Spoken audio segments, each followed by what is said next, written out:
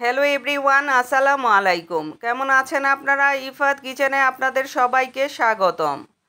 ভাদ্রের এই গরমে প্রতিটা তাল গাছের তালই কিন্তু বন্ধুরা পেকে গেছে আর চলে এসেছে বাজারগুলোতে বিক্রির জন্য।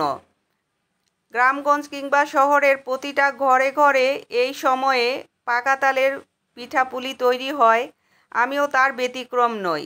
আজকে আপনাদের জন্য নিয়ে এসেছি ইউনিক পাকা তালের পিঠার রেসিপি। চলুন মূল রেসিপিতে। চুলায় একটা প্যান বসিয়ে 1 কাপ তালের পিউরি দিয়েছি। 1 মিনিট আমি একটু জাল করে নেব। বলক চলে এসেছে।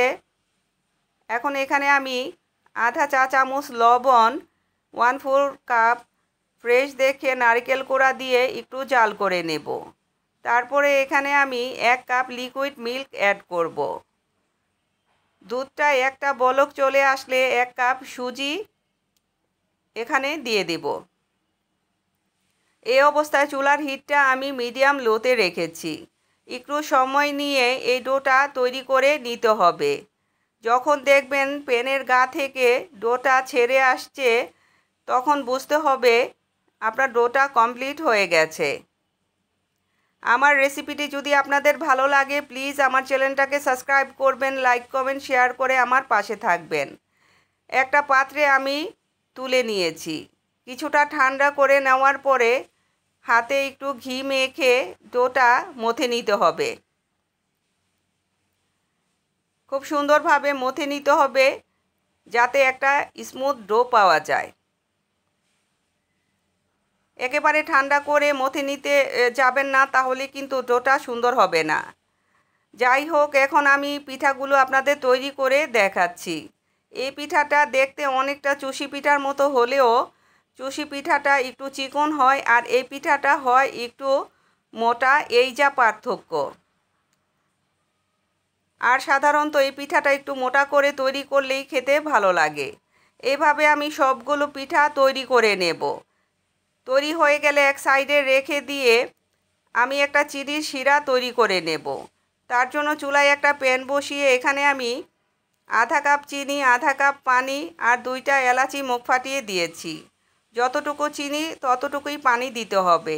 অনেকক্ষণ ধরে জাল করতে হবে না, চিনিটা গলে গেলেই শিরাটা নামিয়ে ঠান্ডা করে নিতে হবে। চুলায় আমি অন্য একটা প্যান বসিয়ে পর্যাপ্ত পরিমাণে তেল দিয়েছি। তেলটা খুব সুন্দর করে গরম হয়ে গেলে আমি পিঠাগুলো ভেজে নেব। তেলটা অবশ্যই সুন্দরভাবে গরম করে নেবেন, তা না হলে কিন্তু পিঠাগুলো খুলে যেতে পারে।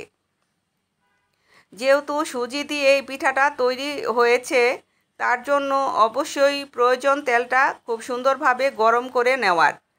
আমি 2 ব্যাচে পিঠাগুলো ভেজে নিয়েছি।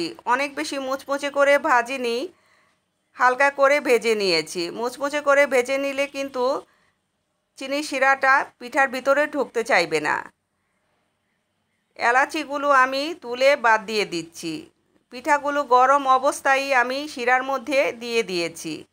এখন নরম হাতে উল্টে পাল্টে একটু নেড়ে চেড়ে নিচ্ছি যাতে পিঠাগুলোর ভিতরে সমানভাবে শিরাটা ঢুকে যায়। তারপরে ঢাকনা দিয়ে ঢেকে 10 মিনিট আমি অপেক্ষা করব।